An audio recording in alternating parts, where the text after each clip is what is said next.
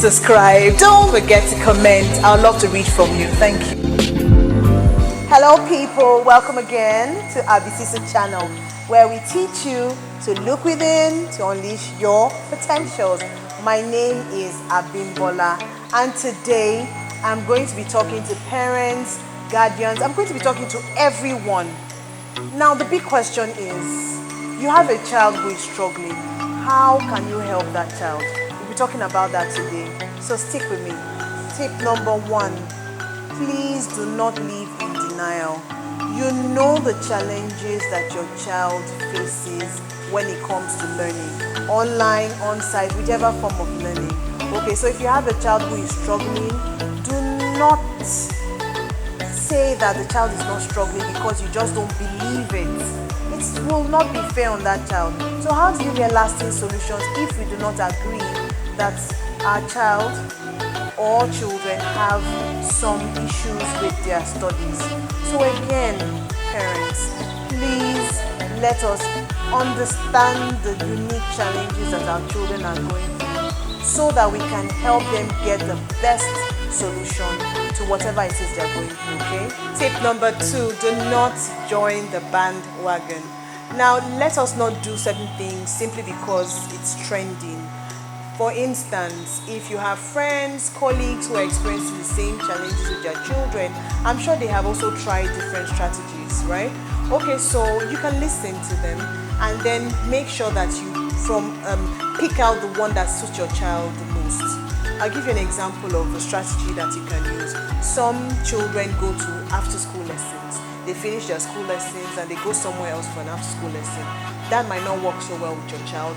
On the other hand, it might. So it just depends. Again, some parents use the reward system. They tell their children that they'll give them something extra if they're able to do certain things. Okay, you can use that strategy as well, but like I said earlier, it might not work for every child. And then finally, which is my personal favorite, what you can do is get a teacher who will teach one-on-one, who will help the child, move to the next level. However, there's a clause. In picking a teacher, you must be sure that that teacher would be able to work well with your child. Not every teacher can work with every child, okay? Even though the work of a teacher is to be able to work with any child and every child, but because your child is struggling, you must first of all have a conversation with that teacher. Be sure that the teacher understands the challenges that the child has, and be sure that the teacher will be able to use practical and reliable strategies to move the child to the next level. Tip number 3, have a relationship with your child's teacher. It is important, dear parents, to establish a relationship with your child's teacher. It doesn't matter if your child is struggling or not, okay? It's a tip for every guardian and every parent. You must establish a relationship so that you know what level or what point your child is at every time, okay? So that if you need to intervene, you can step in and nip whatever challenge the child is experiencing, nip it in the bud, and then move on from there, okay? So let us establish a relationship. Now, one thing I have noticed with a few parents is that we're so busy that we find it difficult to relate with our teachers. Don't forget that our being busy is for the welfare of the children. So let us make our time. No matter how little our time is, we can squeeze out a little for our children. Tip number 4, do not assume. Ensure that you take your time to ask questions. Communicate with your children or communicate with your child. Find out where they're having lapses, okay? It will help the child. Let us not just say to ourselves that my child is fine. I know my child is fine. So there's no point asking or just asking on the surface. Make sure that you find out deliberately, make it deliberate. Ask the child where they're having issues and watch.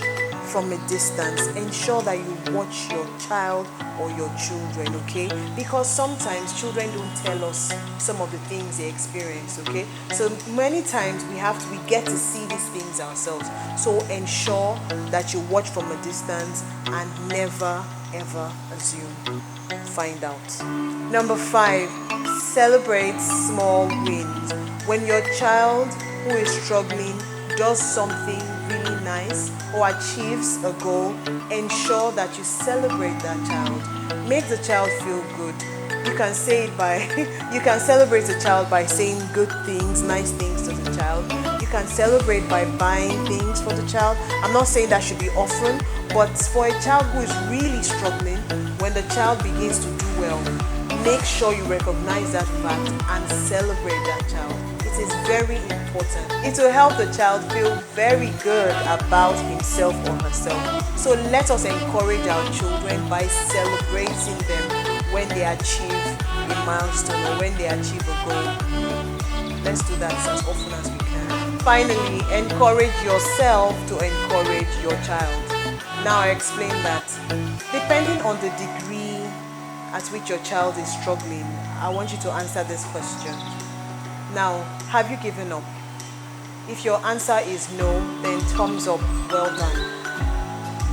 If your answer is yes, I understand. I know that it can be very challenging when you have a child who is struggling.